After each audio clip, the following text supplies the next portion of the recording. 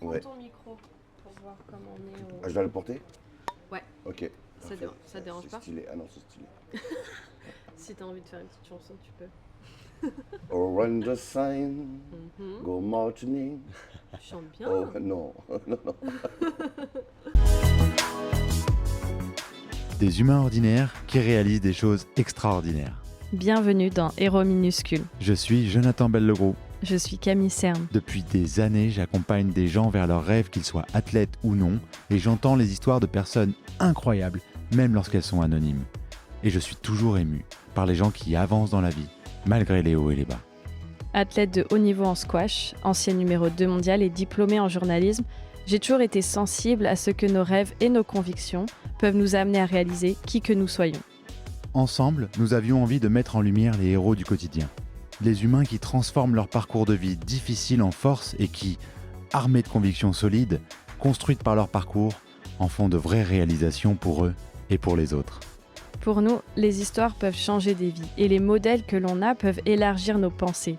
Alors quoi de mieux que de rencontrer de nombreux héros du quotidien et d'entendre leur histoire pour vous les partager. Parce que le monde dans lequel nous vivons a besoin d'humanité, de jolies histoires et d'inspiration.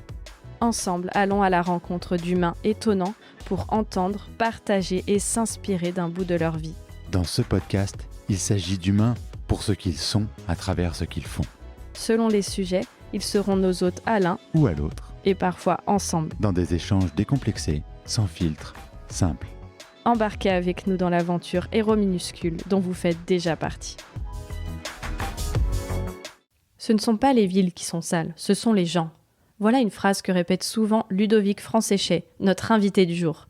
Éboueur parisien depuis plusieurs années et star des réseaux sociaux depuis qu'il partage son quotidien, Ludovic cherche avant tout à sensibiliser sur la propreté de la planète. Plus qu'un combat, c'est une vocation qui lui est venue dès le plus jeune âge, quand il voyait passer les camions poubelles devant chez lui. Malgré un parcours de vie difficile, son message n'a cessé de résonner en lui, et quel meilleur moyen que les réseaux sociaux de nos jours pour défendre une cause. Alors embarquez pour un épisode au message écologique, humain, touchant et authentique avec Ludovic. Et on est chez Chouchou, Ouais. avec Ludovic. Bonjour. Ça va Ludo? Ça va et vous? Ouais, très bien. Ludovic, bienvenue sur notre podcast Héros minuscule. On est là tous les trois ensemble. Ça va Camille? Salut Ludo, oui ça va. Ludo, je vais essayer de me lancer dans une petite introduction. C'est-à-dire que tu es éboueur parisien et influenceur, tu es connu pour partager ton quotidien et sensibiliser sur la propreté de la planète. Tu as créé une association dont tu nous parlais juste avant, Objectif Planète Propre. C'est ça? C'est ça, exactement. Ludovic Objectif Planète Propre. Ludovic Objectif Planète Propre. Mais tu es aussi l'auteur d'un livre qui s'appelle Plus tard tu seras éboueur, qui est sorti en 2022, je crois. Oui, c'est ça. C'est ça. Août. Ok. Le 31 août. Le 31 août. Donc on 31 est août. pas très loin de l'anniversaire de la sortie du livre. Exactement. Mais tu as aussi fait plein d'autres choses, c'est-à-dire que tu Un single aussi. as fait un single. Attends, on n'a pas cette info. Non, c'est vrai. Ah ouais. On a cette info. Donc, Non, mais voilà, ça a pas. Ça s'appelle Médecin des rues. médecin des rues. Ouais, tout à fait. Il y a un producteur qui m'a contacté. Il m'a dit Ludo, écoute, moi je vois bien un truc sur toi, etc. Et puis on m'a proposé un texte, etc. Et voilà. Le single était sorti, mais bon, ça fait un beat total. Hein. Ah mais, bah c'est- ouais. mais ça, c'est pas grave du tout parce que dedans, je parle de ma planète et je parle de la propreté. Donc pour moi, c'était le plus important. Mhm. Après, voilà. Mais allez le voir, allez l'écouter sur YouTube. Ah bah ouais. Ah bah, on va y faire ça. aller. On va Médecin faire des rues, je répète. Médecin des rues. ça. Médecin des rues. Mais tu as été aussi entrepreneur à une époque, et puis avant ça, tu as été pendant 10 ans SDF, Mhm. qui est une période qui a suivi juste la période où tu as fait l'armée. On a l'impression comme ça, nous quand on préparait cet épisode, tu vois là on fait l'introduction, le gars a 1000 vies quoi. 1000 vies en une seule, et c'est pas terminé sans doute. Et on se demandait toi comment tu te présentes aujourd'hui. avec toutes ces, tu vois, ces facettes-là? Bah, je peux dire que je me présente en tant que Ludovic Franséché maintenant, parce que j'ai mis peut-être toutes ces années et il a fallu ce parcours pour que je puisse comprendre qui je suis. Et il a fallu peut-être que je vive tout ce que j'ai, toutes ces galères, de vivre tout ça pour comprendre les choses. Et non, je me dis tout simplement Ludovic, le plus simplement possible. Ok. Il y a une première question qu'on aime bien poser justement Ludo, c'est si il y avait une chanson qui représente ta météo intérieure du jour, tu vois. Oh la tête. Il voulait pas avoir les questions avant. Tonnerre de Brest, Tonnerre de vrai. je suis en colère. T'es en colère? Ah mais intérieurement, je suis en colère. Déjà parce que je me supporte pas physiquement, déjà ça, première chose. Et ensuite, je suis en colère parce que les gens font n'importe quoi. Mais Qu'est-ce très que très tu en veux dire par colère. là sur le, ils font n'importe quoi. Ils respectent pas notre maison. Cette maison, c'est la terre. Ils la respectent pas en jetant par terre. Il faut la respecter. On n'en a pas deux. C'est ça qu'il faut pas oublier, on n'en a pas deux. Et on vit qu'une fois. Donc servons-nous de notre vie pour faire du bien. Et prends ma main et donne ta main à ton prochain. Tu vois? C'est comme ça qu'il faut réagir. Pleurez pas, hein. Pas tout de suite. Non, mais ça lance bien notre podcast parce que c'est c'est la raison pour laquelle on avait envie de t'avoir aujourd'hui au micro et pour laquelle pour nous tu es donc un héros minuscule parce que tu œuvres pour le bien de l'humain et de la planète à ton échelle et on trouve ça, c'est ce qui nous a touchés quand on a vu les vidéos de toi sur internet. Beaucoup me disent que je suis un grand homme, mais pas du tout. Je suis justement un héros minuscule et j'aime beaucoup cette expression-là. Mais vraiment, parce que je fais ça à mon petit niveau et ça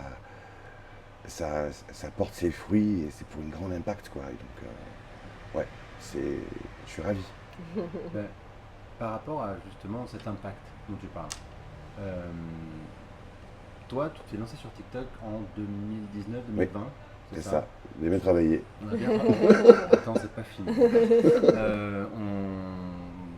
T'es éboueur, t'es reaper à ce moment-là, t'es au plus du camion. Ça, c'était la deuxième année. La deuxième année. Ouais. Bon, en tout cas, tu lances sur cette première vidéo et d'office, cette vidéo fait 350 000. 345 000 vues, alors c'est parce que je me suis fait insulter. Alors j'explique. Ah, les insultes, ça marche mieux pour après. Alors attends, j'ai pas filmé les insultes, attention. Alors on m'a insulté, on nous a dit ouais dépêchez-vous, sale fonctionnaire, vous êtes payé à boire des cafés, etc. etc. Alors qu'on était dans les bouchons, on ne pouvait pas avancer. Donc moi qui ai tendance à anticiper, aller chercher les bacs pour pouvoir avancer une fois qu'on pouvait le faire. Je dis c'est pas possible qu'on se fasse insulter, on travaille. Je dis à mon binôme, écoute, est-ce que tu peux faire des photos de notre job et on va mettre ça sur un nouveau réseau social qui s'appelle TikTok que je ne connaissais pas, j'avais reçu une pub et on verra bien ce que ça donne. Et paf! Et là j'ai mis cette vidéo et 345 000 vues d'un seul coup. J'ai flippé ma race, pardon. J'ai eu énormément de notifications, je comprenais rien à ce qui se passait. Moi j'étais anti-réseaux sociaux. En plus, j'ai arrêté TikTok, je l'ai supprimé. Je me suis dit ça c'est un poison pour mon téléphone. Et quelques mois après, je vais voir mon collègue et je lui dis mais ça m'avait travaillé en fait. Et je lui dis tu crois qu'on pourrait montrer notre métier sur les réseaux sociaux? Il me dit mais Ludo t'as une superbe idée, vas-y fonce. Non seulement tu seras le premier influenceur dans la propreté, et puis franchement ça a fonctionné quoi. Et voilà, donc j'ai repris mon compte, j'ai remis TikTok. Et là je me suis aperçu que j'avais acquis des abonnés. Après j'ai un petit peu tâtonné pour apprendre une application, il faut tâtonner dessus. Hein. Et je pouvais faire des lives, etc. Et mon tout premier live, il y avait 3 personnes. Je me suis dit, attends, on va en sensibiliser 3, on va en sensibiliser 30, 300, etc. Et maintenant, j'en suis à une moyenne de Donc 5 ans après, j'en suis à une moyenne de 120, 130 views, donc c'est les personnes qui restent en permanence sur le live. Ouais. Et j'en suis à 30 000 passages. Donc c'est beau. Mais voilà, sans ces insultes-là, j'aurais peut-être pas fait tout ça. Et ce qui est fou, c'est cette croissance sur les réseaux sociaux, avec un message dont tu vas nous parler, et ensuite ça t'a même amené à écrire un livre. Alors, au sujet de ce livre, la première question, c'est que on t'a entendu dire sur une interview que tu fais en 2023, bah voilà, maintenant que j'ai fait ce livre, je peux mourir serein. Et... Je dis ça aussi pour la flamme. Ah, donc tu dis ça souvent. Bah ouais, parce qu'en fait, j'arrive à un stade de ma vie où, où on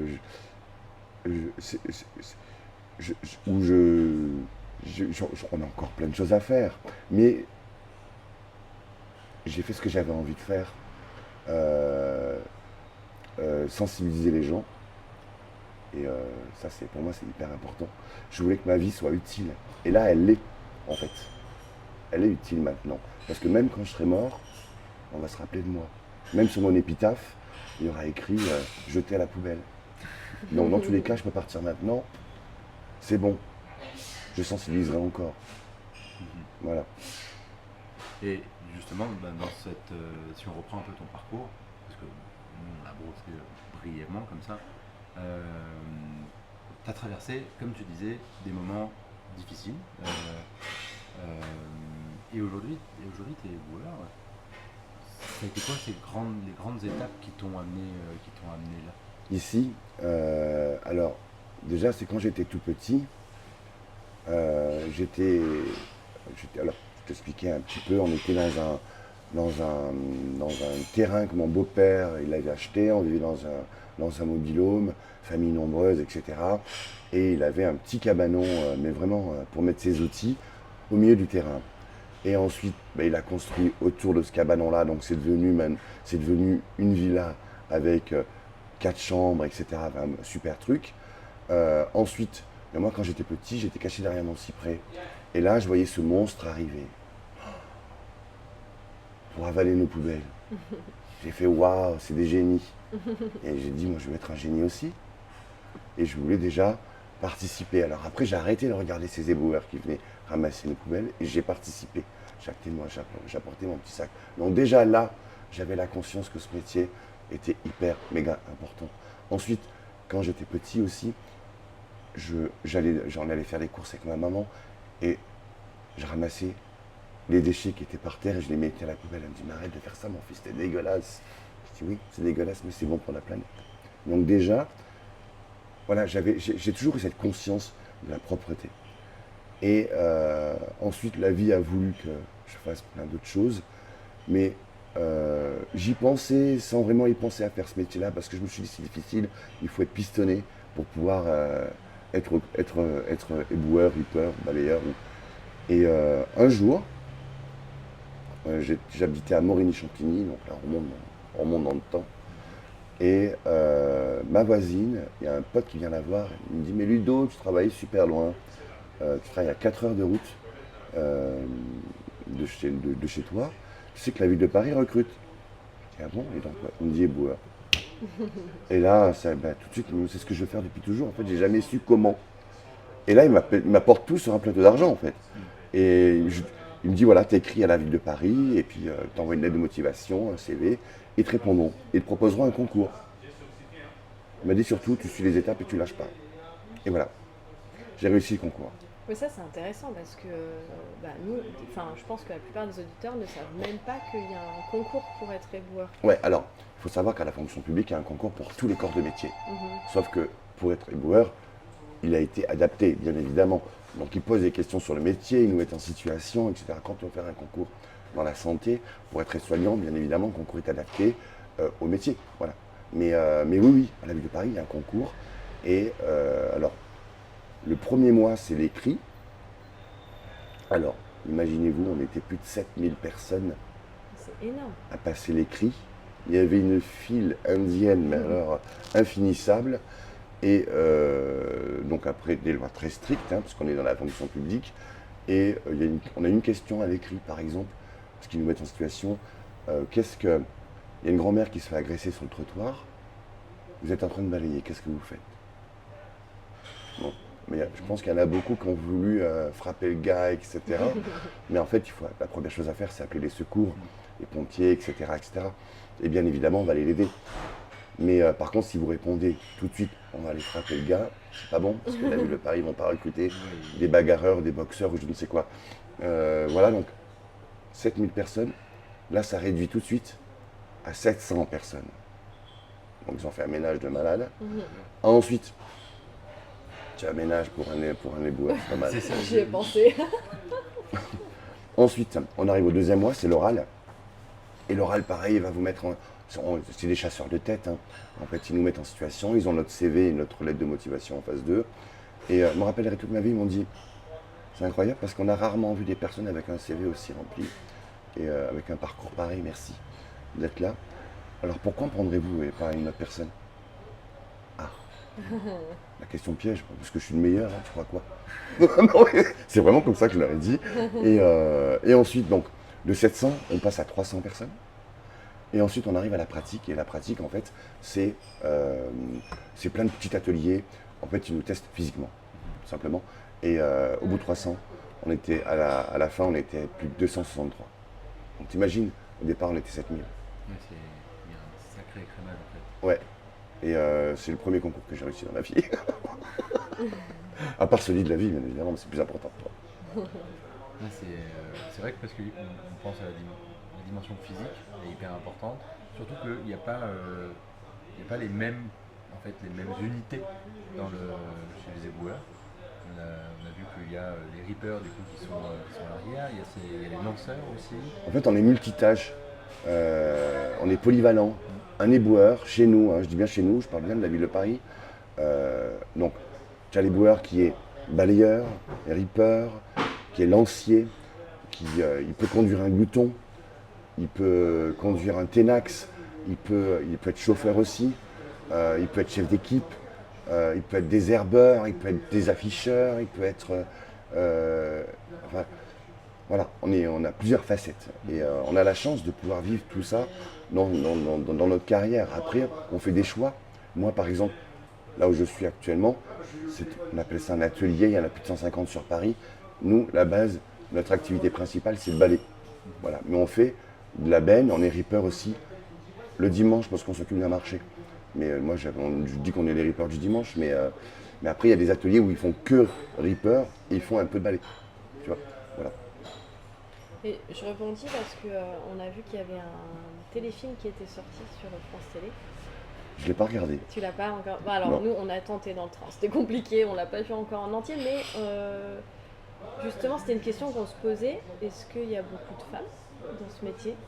Alors sur 5000 éboueurs, il y en a 600. Ok. Pas assez. Alors il faut savoir que moi, par exemple dans mon atelier, on est dans un quartier qui est classé, etc. Donc on ne peut pas casser les murs. Donc nous, notre atelier, il a été fait que pour les hommes. Donc par contre, on peut avoir des femmes chefs. Ça, c'est possible. Mais par contre, les autres ateliers qui sont partout dans Paris, il y en a qui sont en train d'être transformés justement pour recevoir les femmes. Donc du coup, il faut des vestiaires séparés, des toilettes séparées, les douches séparées, etc. Et moi, je trouve ça génial parce que ce monde de macho va être un peu cassé par ce côté féminin et moi, je trouve ça top.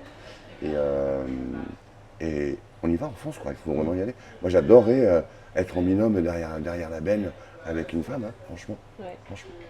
C'est quoi la limite aujourd'hui? C'est l'effort physique, La limite, c'est le caractère des gens. le caractère des gens. Ah, c'est une horreur. Hein. Une horreur quand ils viennent devant toi et qu'ils jettent leur mégot devant toi ou ils jettent leurs déchets devant toi. Et puis ils te regardent comme si, vas-y, c'est toi qui es payé, tu ramasses. En gros, c'est ça, quoi. Et il y en a qui te le disent. Hein. Pas de culot, les gens. Hein. Ça s'est montré aussi dans le téléfilm. C'est un truc de malade. Hein. Et j'ai une vidéo, moi, où justement, je suis devant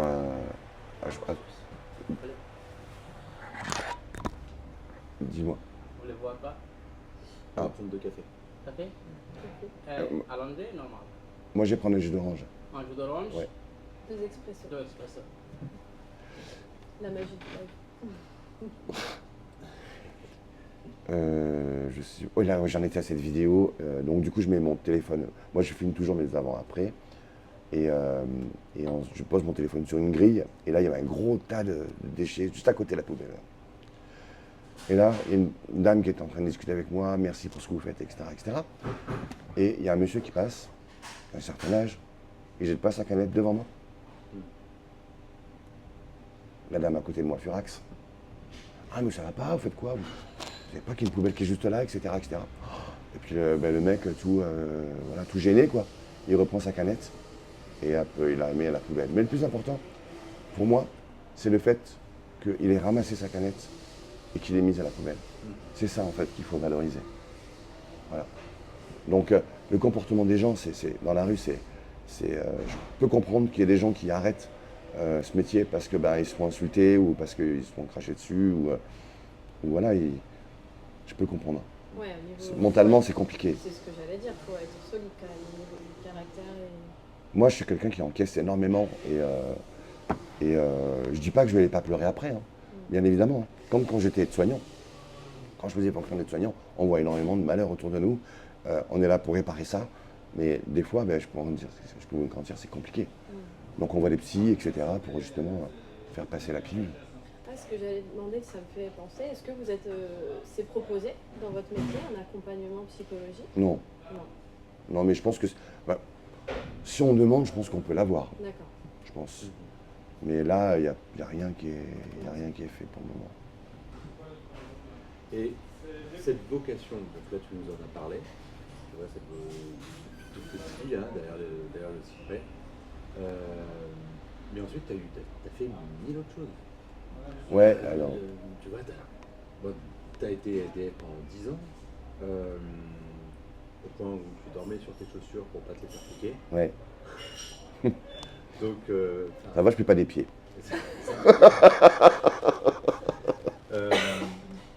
Pardon. Comment tu vois ces expériences? Comment je vois? Comment tu vois ces expériences de la rue, de l'entrepreneuriat, tout ça aujourd'hui, ça t'aide au quotidien? Tout ça, c'est une vraie thérapie en fait. Et on n'est jamais sûr de rien. Je peux encore redevenir, merci, je peux encore redevenir, être en SDF, hein. Il peut tout arriver en fait, il faut faire hyper méga attention. Donc justement, pour moi, c'est une force d'avoir vécu tout ça parce que je sais ce qui est susceptible de m'arriver. Mais après, j'essaie aussi de me servir de ça pour aller voir les autres. Là, par exemple, là où on travaille, il y a une rue où il y a Emmaüs et il y a énormément de centres domicile fixe. Et justement, je vais au contact, je vais les voir et je leur dis, tu sais que moi aussi j'étais comme toi et tu peux t'en sortir. Alors après, tu as les personnes qui sont là depuis très longtemps, depuis 30 ans, ils sont à la rue. C'est pas des gens que tu vas réussir. Tu vas pas les réussir du jour au lendemain, c'est pas possible. Et quand bien même, ils vont y rester. Et c'est comme ça, il a toujours vécu ça. Et moi, ça, je respecte ces gens-là, énormément. Et d'ailleurs, j'insiste même au niveau de mon travail, pour qu'ils aient un endroit le plus simple possible. Et toi, comment t'as tenu? C'était quoi qui t'accrochait justement pendant cette période où tu étais à la rue? Comment c'était l'espoir, c'était les autres, c'était Moi, ce qui m'a tenu, c'est surtout la vie. Parce qu'on vit qu'une fois et c'est hyper important, j'ai pas envie de la rater. Et c'est l'entourage, énormément. Une personne qui vit dans la rue à Paris, un SDF, alors j'aime pas trop dire SDF parce que c'est pas qu'un sigle, il y a des personnes derrière tout ça, il peut manger, boire, s'habiller, se laver, voir des médecins, tout ça, partout dans Paris, il y a des associations partout. Et il faut servir de toutes ces associations-là, de tremplin, justement pour ensuite avancer dans la vie. Et l'entourage est hyper méga important et communiquer, parler. Dire les choses quand elles sont bien, quand elles sont mal bien évidemment, mais quand elles sont bien aussi. On a tendance à dire le mal et pas le bien. Il faut valoriser tout ça et après voilà, on peut y arriver sans problème. Là, j'ai un rêve, je ne sais pas si j'y arriverai, mais c'est acheter un grand terrain et voir avec la SNCF s'ils ne peuvent pas me filer des wagons, les transformer en des anciens wagons, les transformer en habitat pour les personnes qui n'ont rien. J'aimerais faire ça. Putain, voilà. C'est un beau projet. Sacré projet, ouais. Sacré projet. ouais. Sacré projet. Je trouve ça stylé les wagons. Tu aimes le train. Mais moi j'ai dormi, quand j'étais SDF, j'ai dormi à Gare de l'Est. Justement, ils mettaient les wagons à disposition. Donc c'était un groupe, quoi. Il y avait la SNCF, il y avait la RATP jumelée, il y avait le bus qui venait nous récupérer sur le trottoir. Et hop, ensuite ils nous amenaient dans ces wagons-là qui étaient mis à disposition pour tout l'hiver. C'était génial. J'avais l'impression d'être dans l'Orient Express. C'était incroyable, non mais vraiment. Ah ouais. Puis même l'ambiance était entre nous et on jouait aux cartes et tout, c'était trop bien. On était malheureux mais c'était trop bien. On n'imagine tellement pas tout ça. Et en même temps, c'est tellement essentiel, comme tu dis, d'en parler. En fait, d'éduquer et de briser la glace sur un peu ces tabous, parce que c'est toute une réalité, surtout à Paris, qui se voit de plus en plus, quoi. Moi j'avais une question par rapport, pour revenir à ta popularité sur les réseaux. Comment tu restes ancré, et toi-même en fait, malgré la célébrité, parce que des fois ça pouvait monter à la tête quoi. Alors, je dirais pas que je signe pas d'autographes, c'est faux, j'en signe. Je signe des autographes. Je prends beaucoup de photos. On m'arrête dans la rue, on m'arrête dans le train, quand je fais mes courses au restaurant, etc. etc. Mais je suis Ludovic, le poubelleur, comme mes abonnés m'appellent. Ça n'existe pas, un poubelleur, mais Ils ont inventé ce mot-là pour toi. exactement, poubellier. Poubellier. Poubellier. Et je trouve ça hyper charmant. Je trouve ça hyper chic aussi. Comment je fais pour rester moi-même? Mais je reste moi. Je peux pas faire plus que ça en fait. Impossible pour moi. Je peux pas surjouer. Puis ça sert à quoi? J'ai rien à prouver à personne. Et puis ce qui est intéressant et beau aussi, c'est que tu nous racontes que de cette célébrité, en fait, tu l'utilises pour créer ton association, encore partager en fait avec les humains et sensibiliser. J'ai l'impression que c'est quelque chose qui sera jamais assez pour toi en fait. Tu vas jamais t'arrêter. Non, mais j'en ferai jamais assez. Hein. Ouais, créer l'association, pour moi, c'était hyper important parce que je prends toujours l'exemple de Coluche, qui est parti bien trop tôt. On m'appelle le Coluche de la propreté aussi. C'est ce que j'allais dire, ouais. Exactement. Et un grand homme. Et là, il a laissé les restos du cœur, quoi. Et moi, quand je partirai, je laisserai Ludovic Objectif Planète Propre. Et pour que justement on ait un avenir beaucoup plus sain et pour la propreté, dans le sens de la propreté pour les nouvelles générations. Puis aussi, on parle souvent du futur, mais il faut aussi penser au présent. Moi j'en ai marre aussi de marcher dans la merde. Donc il faut que je me donne les moyens. Voilà. Alors, justement, on parle un peu de cet asso parce que nous, on l'a découvert. Avec cette association, tu as traversé la France, 800 km, en 53 jours. 55. Oh, pardon. Aucun problème. Donc, en suivant la Nationale 7, Oui. j'ai bon, Ouais. et en nettoyant tout le long de la Nationale 7. Un côté de la nationale. Un côté. Et vous attendiez à ramasser combien de déchets là-dessus? Je m'étais basé, alors ça je l'avais annoncé dans une radio, je crois qu'on s'était basé 10 tonnes. Et au final 15. 15 tonnes. 15 tonnes de déchets, ouais. Alors, il y a 17 000 bouteilles en plastique, dont une sur 10 avec du pipi. 20 000 canettes. Ensuite, il y a énormément de pneus, énormément de... Avec tout ce qu'on a trouvé pour les wagnols, on aurait pu monter un garage, sans problème. Ah ouais. Ah ouf. Et ouais, beaucoup d'encombrants. Et en fait, on avait toute une logistique avec notre camping-car. Lui, le camping-car, donc il nous suivait. Donc, quand il pouvait faire la sécurité, nous on était devant, donc c'était génial, mais des fois il ne pouvait pas. Et nous, on faisait nos sacs, donc avec notre chariot, notre roule-sac. On faisait nos sacs, on le déposait sur la route avec une localisation. Et ensuite, c'est le camping-car qui récupérait le sac pour l'amener soit à une poubelle publique ou dans les déchetteries. Alors, il faut savoir que sur la nationale 7, ils suppriment les poubelles. Donc, voilà, c'est comme ça qu'on a fait. Mais ça, c'était rien, hein. Ça, c'était que le début. Hein. Paris-Marseille, c'est que le début. Ah, c'est que le début. Ah, il y en a d'autres. Mais là, bientôt, là, fin octobre, je vais faire un défi 24 heures de pêche à l'aimant. Alors moi, je suis particulièrement touché par ça parce qu'en 2020, je m'entraînais pour nager et tirer un kayak. Et le but, c'était de parcourir 40 km en nageant et en tractant mon kayak et à chaque pause de remplir dans le kayak de déchets avec cette image qu'on est tous en train de tracter un kayak de déchets, qu'on le veuille ou non, juste parce qu'on passe sur cette terre. Alors, quand j'ai vu que tu avais traversé la France en faisant ça, j'étais ému et en même temps triste parce qu'il y a une photo de toi qui m'a touché avec les autres bénévoles et une montagne de pneus. Et, Ce qui n'existe plus. Ça a été changé depuis, ouais, grâce à ça. Génial. Ouais, non, alors, l'histoire de tout ça, en fait, c'est parce qu'on est tombé, c'était vers Avignon. Et alors, tout le monde dit que Paris, Marseille sont les villes les plus sales. Alors, moi, déjà, je dirais que les villes sont propres et c'est les gens qui sont sales. Attention. Ensuite, ben non, hein. Vers Avignon, là-bas, c'est une horreur. On n'en parle pas, mais il y a des arbres de plastique. Donc, il y a du vent, etc., etc. Mais moi, je pense qu'il faut s'adapter au climat de partout. Et s'il y a du vent, ben, il faut faire avec et il faut qu'on s'adapte, tout simplement.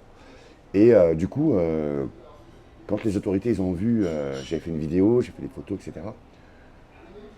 Eh ben, j'ai reçu, alors, 3 semaines après la fin de mon Paris-Marseille, j'ai reçu un appel, on me dit, tu sais que Ludo, il n'y a plus rien, ils ont tout enlevé. J'ai fait, waouh, ben voilà, à quoi je sers? Victoire. À quoi ça sert, tous les défis qu'on fait? Ouais. Là, il va y avoir la pêche à l'aimant fin octobre, donc c'est en Franche-Comté. Donc, bien évidemment, on va en parler aux médias, etc., un petit peu. Et on va se filmer, etc. Et si ça peut aussi changer les choses pour pouvoir avancer, ben, voilà. C'est pour ça, en fait, moi, que je suis fait. Hein. Tu sais, je sais pourquoi je suis sur Terre. Alors, raconte un peu la pêche à l'aimant parce que du coup cet épisode sortira juste dans quelques jours, donc peut-être que Ok. tu pourras donner. Alors, pour l'instant, j'ai pas encore. Soutien.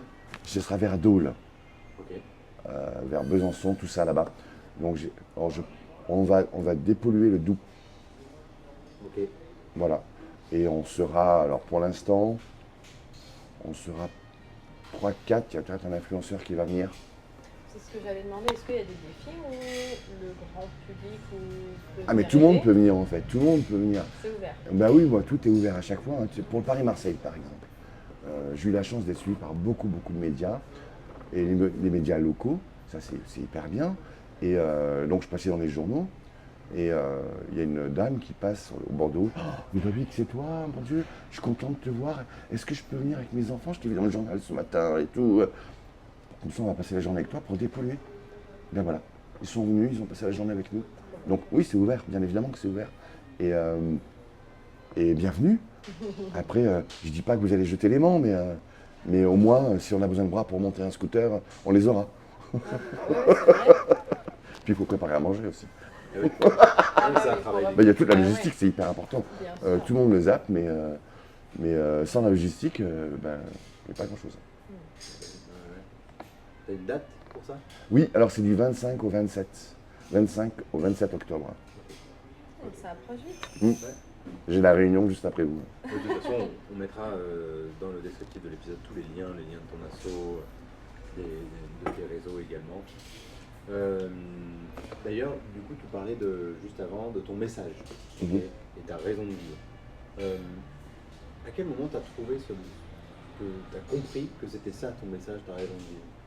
Tu vois, parce que c'est hyper fort. Tu as plein de personnes qui vont se dire, mais moi, j'ai pas une vocation comme ça. Tout petit, quand j'étais derrière mon cyprès, quand j'ai vu ces éboueurs, j'ai dit je savais déjà que je serais au cul du camion. Ouais, mais c'est pas la même chose d'être au cul du camion et ensuite de le transmettre, En fait, je suis né avec, moi. d'inspirer les autres, parce qu'il y a de ça avec énormément d'humour. Certains auditeurs pourront aller voir sur tes réseaux, avec énormément d'humour, tu passes, alors que tu es en vacances, à côté d'une poubelle, tu vois que c'est Ça une déborde. montagne de détritus et que ça déborde, et tu vas acheter des gants et une poubelle, puis hop, et puis tu termines avec une révérence qui est à chaque fois très jolie, très humble. Ça me touche. Je veux dire, vocation quoi. Et en même temps, voilà, et tu passes ce message. Et comment est-ce que tu l'as trouvé? Est-ce que c'est lorsque ta première vidéo a fonctionné, tu t'es dit tiens, il y a un truc, j'ai envie de continuer. En fait, il a fallu que je fasse cette vidéo, il a fallu que ces gens m'insultent pour que justement tout ça s'exprime, veuille sortir, etc. Et c'est vrai que je suis très expressif dans mes vidéos, mais c'est dans un seul but, planète propre. Mais j'ai toujours été, moi je suis né avec en fait, je suis né comme ça. Et je pourrais, au grand jamais, pourtant on dit jamais, il faut jamais dire jamais. Mais moi je dis jamais, je jetterai par terre. Et je l'ai jamais fait. Je suis désolé, là je vais contre l'expression, mais c'est pas possible, impossible. Et en même temps, tu habites Mais j'ai toujours été comme ça, moi. dans une ville, Paris, où les gens jettent encore beaucoup par terre. D'ailleurs, qu'est-ce que tu ramasses le plus? Alors, qu'est-ce qu'on ramasse le plus? Moi, ça reste la canette. La canette. Après, je parle pas du mégot. Le mégot, c'est vraiment hors catégorie. Parce que sur Paris, en une journée, à votre avis, tout confondu, que ce soit les machines, les balayeurs, etc., combien de mégots on ramasse par jour à Paris? Moi, j'ai un chiffre, je dirais 15 000. Je peux grimper. Oh là là, Incroyable. 40 000. Grimpe. N'aie pas peur de grimper. 100. C'est un escaladeur. 100 000. Plus, J'ai pas 300 000. peur. plus, What? beaucoup plus, Ah ouais. 500 000. beaucoup plus, Non, 1 million. beaucoup plus. Par jour? Par jour, hein. Oui, oui. Alors, quand je dis par jour, c'est les balayeurs, je répète, hein, Ouais, c'est les ouais, machines, ouais. les aspi, etc. On est 10 millions de Parisiens, 3 millions. Je dirais un tiers. Encore plus. Ouais, c'est 4 millions. Oh, 4 millions par jour. De mégots. Donc, incroyable. 4 veut- millions, ça veut dire 4 que millions c'est- d'incivilité. Hein. C'est-à-dire 4 millions qui ne sont pas à la poubelle. On peut imaginer Oui. qu'il y en a qui les ont mis à la poubelle, mais là, c'est 4 millions que tu ramasses par terre. Exactement. Et moi, en fait, moi, je pense qu'on est largement loin du compte. Moi, je pense qu'il y a des trillions et des trillions partout. Partout, partout, partout, partout. Donc, un petit mégot pollue 500 litres d'eau. 500 litres d'eau, 3 baignoires. C'est l'objet qu'on retrouve le plus dans nos océans et dans nos mers. Et c'est l'objet qui pollue le plus. Pourquoi? Parce que dedans, il y a plus de 2500 à 3000 produits chimiques. Je ne pourrais pas vous les citer parce que je ne les connais pas, mais c'est des trucs très toxiques. Voilà. Là, quand il pleut, par exemple, quand il pleut, des torrents, etc., ben, il y a plein de gens qui ont jeté leurs mégots entre-temps par terre. Ben, tout ça, ça part où? Ça va dans nos caniveaux, etc., etc. Après, ça va dans les égouts, tout ça, tout ça. Après, ça part dans les stations d'épuration, mais c'est pas filtré à 100%. Hein. Est-ce que ça, tu l'as vu un peu évoluer? Est-ce que tu as vu des choses diminuer, par exemple les canettes, avec les différentes politiques, les différents emballages qui sont utilisés, les bouchons aujourd'hui, les bouchons maintenant ils sont accrochés aux bouteilles. Est-ce qu'il y a des trucs que tu trouves plus? Est-ce qu'il y a des trucs que tu trouves Non, moins? non. Pour moi, en fait, tu auras beau mettre les moyens. Si toi, tu n'as pas décidé de jeter à la poubelle, tu ne le feras pas. Ouais. Tout simplement. Ouais, parce qu'on pourrait dire, bon, prenons le problème, arrêtons la production de tabac par exemple, mais en fait, les gens trouveront toujours quelque chose. Exactement. Si le gars, il a décidé de jeter son mégot par terre, il le fera même s'il y a une poubelle à 2 mètres. Et c'est quoi la solution? Qu'est-ce qui peut changer? Moi, je pense que c'est la com. Je pense beaucoup à la communication, d'où ce que je fais, parce que c'est de la com en fait. Hein. C'est la vraie com. Et, mais la réelle, hein, c'est pas c'est pas la communication à deux balles, hein, pas du tout, mais parce que j'y mets corps et âme. Et parce qu'il y a des vraies valeurs. Et faire de la com parce qu'on a un billet derrière, ça m'intéresse pas, moi. Vraiment pas. Et d'ailleurs, juste une petite parenthèse, pour tous les médias que j'ai pu faire jusqu'à maintenant, dont vous, j'ai jamais été payé. Jamais. Et je peux surtout pas l'être parce que ça va pourrir l'interview. Eh ben, c'est super. J'imagine bien. Mais voilà, donc. Non, mais tu fais bien de le dire, ouais, parce que c'est vrai qu'on t'a présenté comme un influenceur. Il n'y a pas si longtemps, il y a des lois qui ont réglementé le métier d'influenceur, notamment autour de l'aspect financier. Et toi, ben, c'est bien de le spécifier. Ça vaut la peine. Ça vaut la peine. Du coup, ça fait de toi l'influenceur le plus propre. en plus de la thématique. Et c'est vrai que, tu vois, nous on se pose des questions, on regarde ton message, on se dit, il y a énormément de personnes qui te suivent, il est très positif, il est assez bien tourné, comment les gens réagissent à ça? Est-ce que tu as des haters, toi, sur tes réseaux? Alors j'ai été menacé de mort 3 fois, puis même ma maman aussi. Un collègue de boulot qui m'a envoyé un message sur TikTok. Il n'a pas été très intelligent parce qu'il a créé un compte avec son nom et son prénom. Donc il me dit ouais, on va te tuer, on connaît des têtes, on va niquer ta mère, nanana. Et moi j'ai fait des captures d'écran et bien évidemment j'en ai référé à ma hiérarchie. Et ils l'ont retrouvé très facilement, ils l'ont convoqué et ils lui ont mis un avertissement. Et je pense qu'ils lui ont fait faire une lettre d'excuse. Et il a dit dessus que en fait il voulait m'effrayer. Que je ne crois pas, mais voilà. Donc ça, c'est de la jalousie, Ouais. pure et dure. Ensuite, j'ai un organisme qui m'a menacé, je ne citerai pas leur nom, mais qui m'a menacé parce que je prenais trop de visibilité à leur place. Ils m'ont pris par le col, ils m'ont dit Ludo, arrête les médias, et je me rappellerai toute ma vie. Ils étaient 3 personnes, et ce jour-là, je rentre chez moi, et là je fais une vidéo et je dis écoutez, j'arrête tout. Et je la mets sur X, etc. Et juste derrière la vidéo, j'ai Madame Dominibus qui m'a appelé. Et, parce que j'avais refusé un interview sur Sud Radio. Et elle me dit Ludovic, qu'est-ce qui se passe? Tu peux m'en dire plus, etc. etc. Et j'expliquais l'histoire. Et en fait, ce que je ne savais pas, c'est qu'elle est réserviste à la police. Et elle me dit, t'as le moindre souci, je suis là. Et on va gérer le truc, t'inquiète pas, compte sur moi. Ensuite, j'ai une journaliste du Parisien qui m'appelle pour me dire aussi, pour me soutenir, etc. etc. Et à partir de là, je réfléchis, je passe une bonne nuit. Et je me dis, Ludo, si tu arrêtes, ils auront gagné. Donc, n'arrête pas, continue, peu importe ce qui peut arriver. Et voilà. Et maintenant, je m'en contrefous et je m'en fiche. Mais vraiment. Et je fonce. Et j'en fais encore plus qu'avant.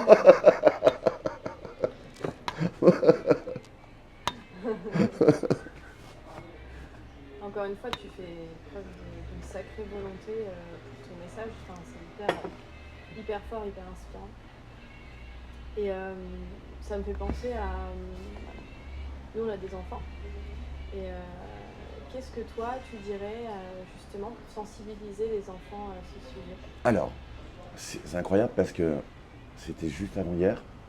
Donc j'étais sur le terrain avec mon chariot et tout. Et là, il n'y a pas un enfant qui vient me voir. Mais vraiment, quoi, je sais pas, il avait, je sais pas, peut-être 8 ans ou quelque chose comme ça. Il me dit Ludovic, merci pour tes vidéos. J'ai fait waouh, mais t'as quel âge? Les réseaux sociaux et tout. Puis après, t'as le papa qui vient derrière et tout ça. Et il me dit ah, mais son papa ne me connaissait pas en fait. Et j'ai trouvé ça incroyable parce qu'il y a 8 ans quoi. Alors j'ai dit fais attention aux réseaux sociaux, t'as le temps. Par contre, tu regardes que mes vidéos parce que mes vidéos sont saines. Voilà. Et c'est ce que. Voilà, pour les enfants, les réseaux sociaux le plus tard possible. Et bien évidemment, jeter à la poubelle et dans la bonne. aussi. dans la bonne poubelle. C'est vrai que ça donne envie, nous, de... Alors après, ça dépend des régions, par exemple. Hein, parce que maintenant, le jaune, la poubelle jaune, elle est devenue européenne. Donc normalement, tous les pays en Europe doivent suivre et avoir des poubelles jaunes pour tous les emballages. Sauf qu'il y en a qui ont du mal à suivre. D'accord? Mais en France, c'est bien réparti maintenant. Hein. Et les ordures ménagères, le chapeau va être gris. Pareil, ça va être européanisé. Mais bon, le temps que ça se fasse, et nanani, nanana. À Paris, ils ont commencé à changer les chapeaux, par exemple. Voilà. Donc après, ben, t'as d'autres villes où le verre, par exemple, les bouteilles en verre, ben, chez nous c'est blanc, ben, y en a, ça va être orange. Tu vois. Mais ça, on le sait. On le sait. Donc, pour moi, on a toutes les solutions pour avoir une planète propre. Pourquoi on ne les utilise pas? Voilà. Rendre ça ludique par rapport pour ceux qui regardent tes vidéos, c'est vrai que ça peut être une super source d'inspiration parce que souvent en fait nettoyer, trier, ça a été pendant longtemps une obligation et ça l'est, hein, mais rendre ça drôle, ça peut être une bonne idée. Ouais. En tout cas, qu'un enfant vienne te voir en te remerciant sur la Ouais, vidéo, ça m'a énormément touché. que derrière, peut-être que ça vous donne envie de continuer. Peut-être un challenge là-dedans. Peut-être que si on faisait des BD autour de... Ben, j'allais en parler là justement parce j'ai un personnage qui a été créé. Je suis dans Pif Gadget.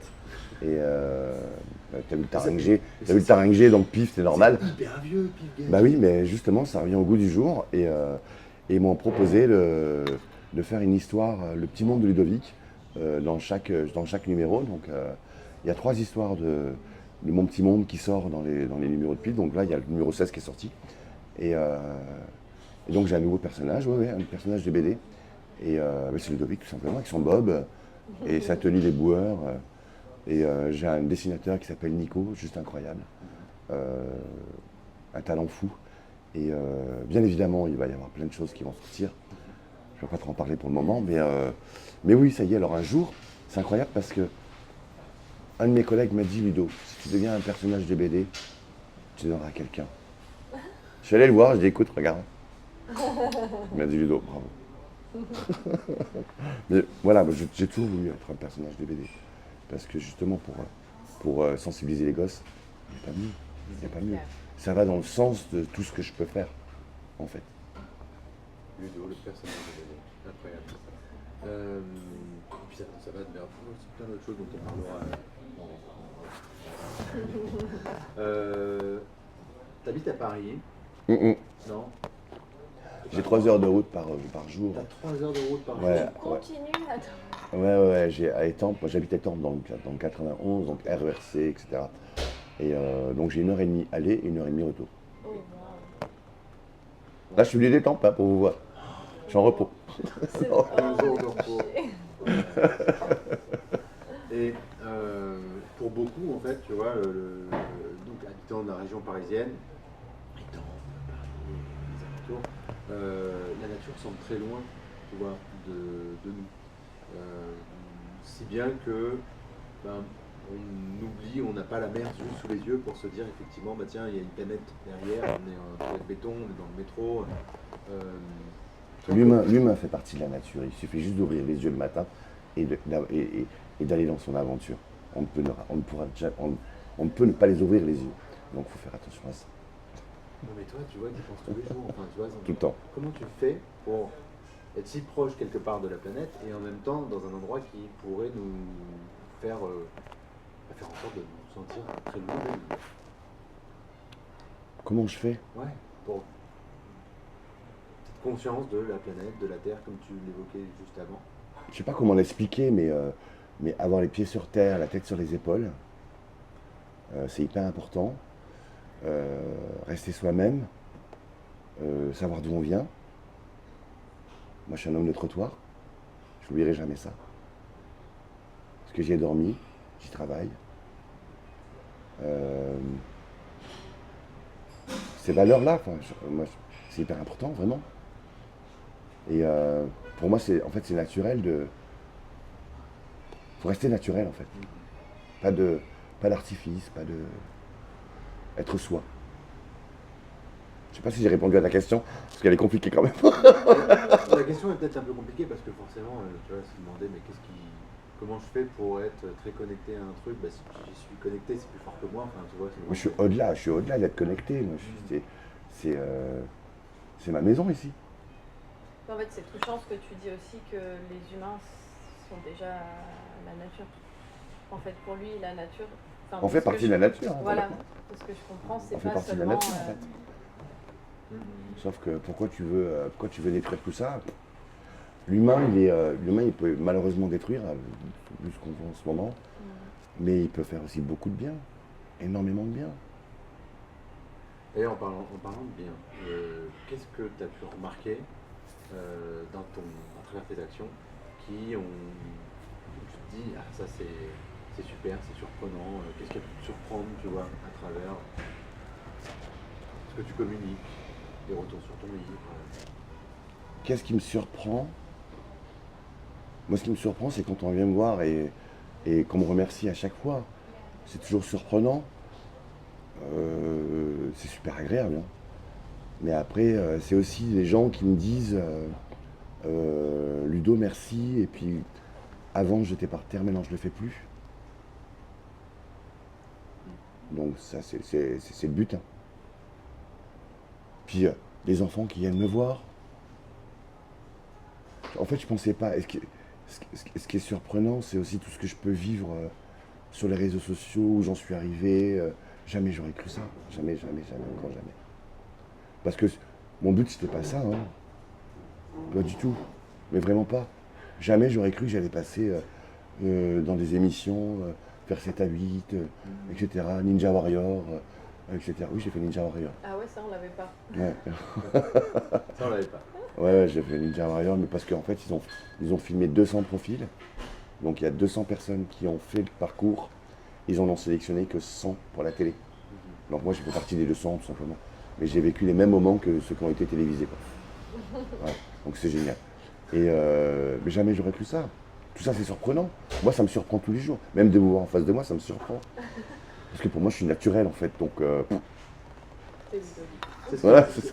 Hier, je disais à Camille, c'est incroyable parce qu'on dirait que ce gars qu'on va rencontrer demain, bah, il n'avait pas de plan. Non. Et tu vois, on nous Mais vraiment pas. Tu sais, on nous demande d'avoir des plans, bah, qu'est-ce que tu vas faire plus tard quand tu auras fini tes études, qu'est-ce que tu vas faire après, et Je voulais être clown. on fait plein de plans, et puis toi, je disais, mais regarde, pas de plan. J'ai même pas d'économie. J'ai rien, mais que dalle. Puis il se laisse porter, puis J'ai 29 centimes, je crois, sur mon compte. Économie. Non, mais... non, mais il y a une espèce de foi dans la vie. Oui, complètement. Je crois beaucoup en la vie. Et pour moi, je suis l'un des rares, mais peut-être le seul au monde, qui pense qu'on va être éternel, mais parce que j'ai peur, très très peur de la mort. Très très peur. Et je sais que ce que je veux. Avant, ma vie n'était rien. Maintenant, c'est plus le cas. Maintenant, je sais pourquoi je suis là. Et j'ai envie d'être éternel, parce que il y a tellement, le message est tellement grand. Il y a tellement de gens à sensibiliser. Quand on prend l'exemple de l'Inde, où ils jettent leurs déchets par terre pour donner du boulot. Donc là, c'est pas le geste qu'il faut, c'est là-dedans qu'il faut changer en fait. C'est dans la tête. Et voilà, être éternel pour moi, ça serait juste incroyable. Être Highlander, mais c'est pas possible, je le sais. Ça me ronge de fou. Donc c'est pour ça que je fais tout pour que ce message propreté soit bien ancré dans notre cervelle. Et qui plus est dans notre cervelet aussi, parce que... Tant qu'à faire. Voilà, partout. Partout dans la tête. Mais tu nous as un peu parlé de tes projets futurs. Est-ce qu'il y en a d'autres que tu as envie d'évoquer? Alors là, je suis en pleine préparation. Donc j'ai traversé la France, mais là maintenant je vais en faire le contour. Je vais faire le tour de France des frontières. Donc on va frôler les frontières, on va partir de Dunkerque, et on n'a pas de date pour le moment. Et on va marcher sur 319 jours, 4000 km, avec mon chariot, ma pince. Alors peut-être que je serai seul, et avec bien évidemment mon camping-car, une logistique, etc. Et des gens qui vont me rejoindre sur la route pour pouvoir ramasser les déchets avec moi. Donc là, on va rencontrer plein de gens, donc des élus locaux, des associations, des écoles, des centres aérés, des amicales laïques, etc. Et ça va être incroyable. Donc là, on est en pleine organisation et recherche de sponsors aussi, parce qu'on a un budget. Je pense que je peux le donner, le budget. Bien sûr, On a j'allais 100 000. on allait te le demander. Voilà, 120 000 euros de budget et on est à peu près à 25 000 là, de trouver. Donc il n'y a plus qu'à, si on m'entend. Oui, c'est ça. Il n'y a plus qu'à. Donc ce projet, on peut venir marcher avec toi. Voilà, c'est ça exactement. Et donc moi je prendrai une année sabbatique et, C'est ce que j'allais te et j'aurai demander. pas de salaire. Donc voilà, donc c'est compris en fait dans les 100 000 euros. Ouais. Donc on va voir comment on va faire tout ça. Et tout sera dans les règles, bien évidemment, attention, hein, c'est hyper important. Et c'est normal que moi, la ville de Paris, parce que beaucoup pensent qu'ils vont payer, etc., alors que non, pas du tout. Je prends une année comme tout le monde, et puis à dispo, et voilà, il faut que je trouve mon argent, quoi, c'est normal. Ça, c'est à quelle échéance à peu près? Alors, je pense que ça sera fin 2026. Ok. Donc là, on a largement le temps de pouvoir... puis, Trouver des sponsors. c'est ça, et puis il y a toute une organisation parce qu'on va dormir dans les campings, enfin ceux qui pourront nous recevoir. Après, ben, j'imagine qu'il y a des locaux qui vont nous recevoir aussi. Ouais. Ce qui s'est passé pour le Paris-Marseille en fait. Hein. Paris-Marseille, on a dormi dans un manoir, on a dormi dans des roulottes, dans des gîtes, on a dormi dans un gymnase désaffecté. Voilà, non, c'était incroyable, vraiment incroyable. Et donc ce qu'on va vivre pendant le Tour de France, là ça sera un vrai Tour de France, attention. Ouais. Mais pas un truc tout bizarre là. Alors, il faudrait faire le vrai Tour de France derrière le Tour de France cycliste parce que quand même il y a une quantité de déchets. Alors, non, mais tu as raison, parce qu'en fait, quand j'ai eu la chance de participer au Tour de France l'an dernier, on était dans un village, il y a le Tour de France qui passe, et là je m'aperçois que, ouais, il y avait plein de déchets dans le fossé, mais je me suis dit, mais pourquoi ils mettent pas des... Pourquoi le Tour de France, ils n'ont pas vu ça, quoi. Et là, t'as pris ton sac et t'as été. Ben, j'en ai ramassé un petit peu, mais Bah ouais. après, je pouvais pas tout faire non plus, mais ouais, non, ça m'avait choqué. Mais c'est vrai que ça me fait rebondir sur certains événements sportifs. Ouais. Les JO étaient incroyables, par contre. Mhm. On peut en parler des JO. Alors on peut en parler, en plus t'as le Bob qui. T'as le Bob, t'as porté la flamme. Ouais. Et d'une propreté hors du commun. Les gens ont été propres. Alors, moi, tout ce que j'espère, c'est qu'ils gardent cet enthousiasme qu'ils ont eu pendant les JO jusqu'à vitam aeternam. Parce que ça serait dommage qu'on soit propre que pour les événements. Après, là, cet événement était incroyable. Mais on peut prendre l'exemple des fan zones. Quand les gens sont partis, c'est un tapis de déchets. Hein. Pourtant, il y a des poubelles autour. Hein. Bien sûr. Pardon, j'ai un petit... Pardon. Donc, voilà. Et... Je crois que j'ai répondu. Non, je sais plus. Oui, oui, Ouais, c'est bon. tout à fait. Oui, Événements bien sportifs, sûr, on bien sûr, disait bien sûr. que les Jeux avaient été propres, mais certains, comme le Tour de France. Tour de France, voilà, les fan zones. Non, il y a des stades aussi. J'ai vu des gens aussi, j'ai vu, je crois que c'est des Chinois, où ils avaient tous des sacs et puis ramassaient leurs déchets derrière. Je trouve ça incroyable. Et c'est très bien. Chez nous, c'est un dépotoir. Ouais. Donc t'as ce Tour de France de prévu. Mm. D'autres choses? C'est déjà pas mal, hein, Ouais. c'est déjà une belle perte. Je dirais oui, mais j'en parlerai pas là pour le moment. Ça marche. C'est top, c'est fait. Non, j'ai un autre projet, c'est de faire le tour des transports. Là. Donc toutes les lignes, avec un oriflamme derrière mon dos là, et avec un sachet, et puis avec un plastique, un sac poubelle, et avec un mégaphone, je pense, quelque chose comme ça. Puis je vais sensibiliser les gens dans toutes les lignes de transport, métro, RER, tram. Il y en a beaucoup sur Paris. Ouais. Ça fait un paquet de kilomètres. Donc en combien de temps, j'en sais rien, mais voilà, donc ça c'est dans les tuyaux. Ok, Ouais, tu génial. manques pas d'idées, quoi. Ouais. Non. Non, puis aller sur les plages aussi, j'ai vu un appareil qui est incroyable. C'est un truc avec des pneus, puis une sorte de tamis Tu avances comme ça et tu récupères. Incroyable. Ah, je crois que j'ai vu ça. Tous ces microplastiques, mon Dieu. Je crois que tu récupères pas mal. Affolant. Je crois que j'ai vu la même Les gens, ils se rendent pas compte sur quoi ils sont allongés. Évidemment, il y aurait plein d'autres questions qu'on pourrait te poser, mais tu en as aussi beaucoup abordé dans d'autres podcasts, d'autres interviews sur ton parcours, ton enfance. Il y a ton livre qu'on recommande, bien sûr. Peut-être en deuxième. Hein? Peut-être en deuxième. En plus de la BD. Mais si toi, il y avait un film ou un livre que tu recommanderais à tout le monde, autre que ton propre livre, ce serait quoi? Qui, tu sais, t'aurait tellement plu que peut-être qu'il t'aurait touché et qu'il t'aurait inspiré dans... Alors, pour ceux qui me connaissent, moi, je suis très fan d'Avengers. Ah bah vous êtes deux. Mais au-delà d'être fan, vraiment, je collectionne les figurines. J'ai tous les DVD maintenant. T'as même la coque de ton portable qui est... Oui, oui, il est là. Oui. Voilà, je commence à acheter les vêtements aussi. De la chaussette au caleçon, peu importe, à la tasse, tout ce que tu veux. Non, je suis vraiment très fan de ce monde-là, parce que c'est des héros. Et chaque personne qui s'avère dans la propreté, c'est des héros minuscules. Ah, il nous a devancé sur la question suivante. Ah là là. Justement, après tout ce qu'on s'est dit, on voulait avoir, toi, selon toi, c'est quoi la définition d'un héros minuscule? La définition d'un héros minuscule, c'est des gens qui font un métier invisible, mais qui ont une grande impact, en fait. Donc ça peut être les aides-soignants, les éboueurs,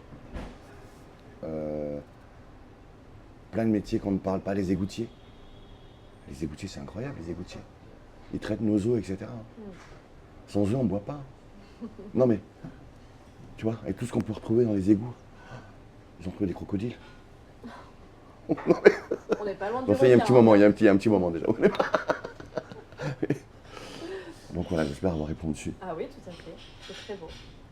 Ouais, Et du coup, si toi, tu avais un héros minuscule à nous recommander pour passer à ce micro, est-ce que tu aurais quelqu'un?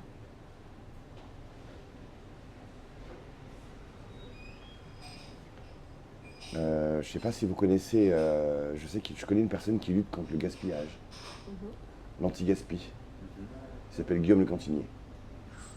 Je pense que c'est un héros aussi à part entière. Super. Et là, Vraiment. on contactera ta part. J'ai son contact, je peux vous le donner. Si vous voulez. Parfait. Ça ira très très vite comme ça. Encore mieux. Bah oui, on va éviter les étapes. Encore mieux, nickel. On a parlé de pas mal de manières de te suivre, comme pour les auditeurs. Il y a Insta, il y a TikTok, il y a X, tout à l'heure tu évoquais aussi. Oui, alors j'ai tous les réseaux sociaux en fait. Hein. Ouais. J'ai même Telegram. Et même Telegram. J'ai même Telegram. Mais non, j'ai tous les réseaux sociaux. Et donc pour celles et ceux qui veulent me suivre, c'est Ludovic F-off. Et après, je compte sur vous aussi pour mon association. Oui. Parce qu'on a aussi un compte Instagram de l'association, c'est Ludovic Objectif Planète Propre. Et il y a le site où on peut faire des dons. Il y a écrit soutenez-nous. Et il n'y a pas de petits dons. Ok. Il y a On pas de mettra souci, tout ça. on mettra. En lien. Est-ce qu'il y a un mot pour les auditeurs, un mot de la fin pour les auditeurs? Ah, attends, j'ai oublié un truc. Vas-y. Il faut savoir que j'ai oublié ça, je suis le créateur du Poubelle au thon. Alors, dis. Le Poubelle au thon. Le Poubelle au thon, en fait, c'est en partenariat avec une application qui s'appelle Zeloop. Et en fait, tu marches, tu ramasses les déchets, tu fais du plugging, en fait, tu les déclares dans l'application, et après, tu es rémunéré. Alors après, tu as tout un catalogue, où tu as des... Moi, par exemple, au pied, j'ai des chaussures qui ont été faites qu'en plastique. Ok. Ouais, et la boîte à chaussures, tu peux la planter, ça devient du basilic. Oh, waouh. C'est ce que j'avais pour les JO d'ailleurs, quand j'ai porté la flamme. Et ce que je me suis dit, c'est très très bien. Et ensuite, donc, le Poubelle au thon, c'est un challenge tous les mois. Ces chaussures. Ouais. Sorry. Donc c'est un challenge tous les mois avec Poubelle au thon. Et donc il faut bien évidemment s'inscrire dans l'application, etc.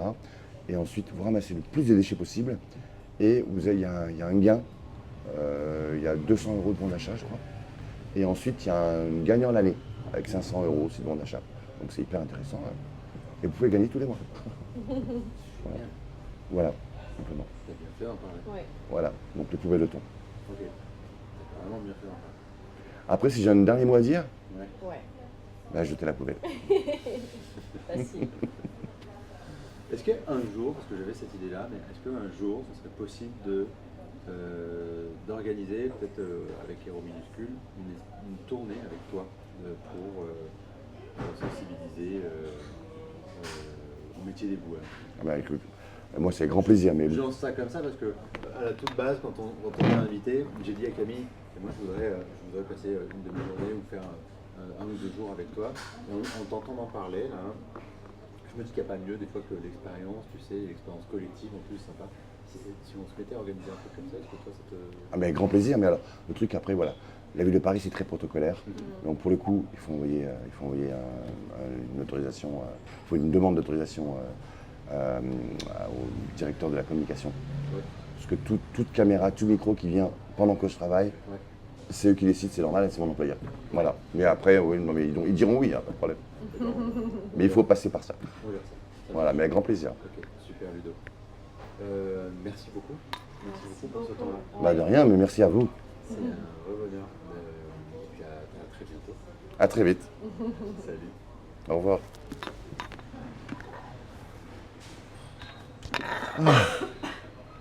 Merci beaucoup. Moi j'espère que j'ai pas été hors sujet à le moment peut-être, non je sais pas.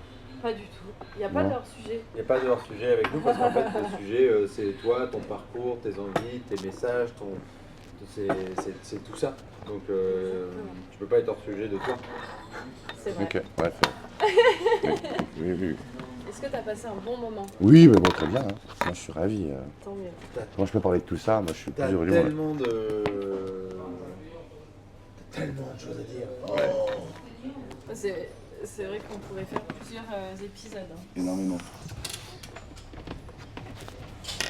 Alors, c'est génial parce que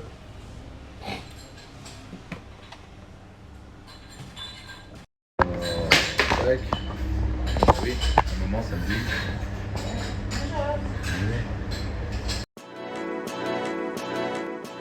Merci d'avoir écouté cet épisode de Héros minuscule. Si vous êtes encore là, c'est que l'épisode vous a plu. Alors pour nous aider à continuer, on compte sur vous pour 2-3 actions minuscules. La première, vous abonner et mettre 5 étoiles. La deuxième, vous demandez quelles sont les 2 premières personnes à qui vous auriez envie de partager cet épisode et envoyez-leur un petit message. La troisième, pensez également à liker nos réseaux sociaux pour aller plus loin dans l'univers des héros minuscules. Et à très bientôt. Et on vous embrasse.